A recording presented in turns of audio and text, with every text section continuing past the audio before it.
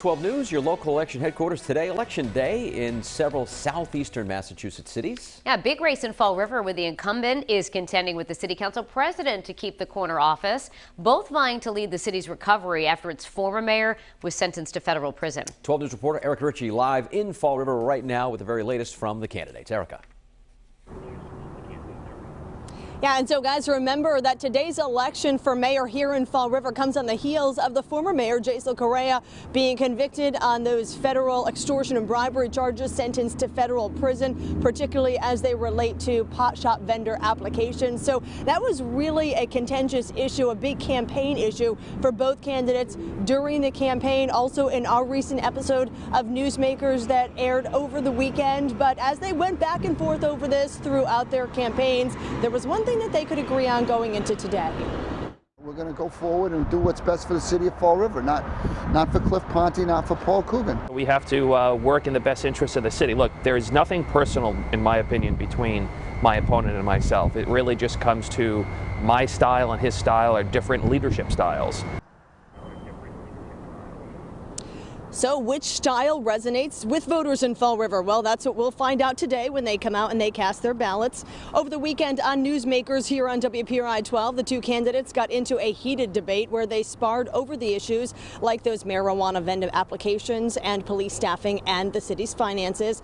But then on Sunday, Mayor Paul Coogan's wife, Judy, was hit by a car while riding her bike, and that had a way of putting people over politics.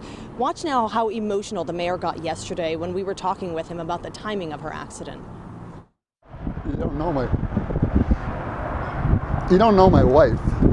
She's got a ferocious competitive streak inside her, and she's not backing down for anybody. I hope that his wife Judy, who I have a tremendous amount of respect for, as do I have for him, I wish her a speedy recovery. She's a wonderful woman. And she is still recovering at St. Luke's Hospital in New Bedford. She is expected to make a full recovery, albeit a long one. Meantime, as she has told her husband, the campaign must go on because today is Election Day once again here in Fall River. Polls open at just about an hour from now, 7 a.m. in Massachusetts. They close 8 o'clock tonight. We'll be watching all the numbers coming in. Have full coverage for you tonight at 10 o'clock and at 11 o'clock, but all day long on WPRI.com, including right now. We've got an in-depth look at the races, not only here in Fall River, but across the South Coast. We'll talk more about some of those races coming up next half hour as well, but also check out the website. Live in Fall River, Erica Ritchie, 12 News. 12 News, your local election headquarters, looking now at an attempt to unseat a two-term mayor in Attleboro. And 12 News reporter Erica Ritchie is live in Fall River where there's also an election today. But Erica, as we look at that particular Attleboro race, we see one of the big issues between the candidates is how to spend the federal COVID money.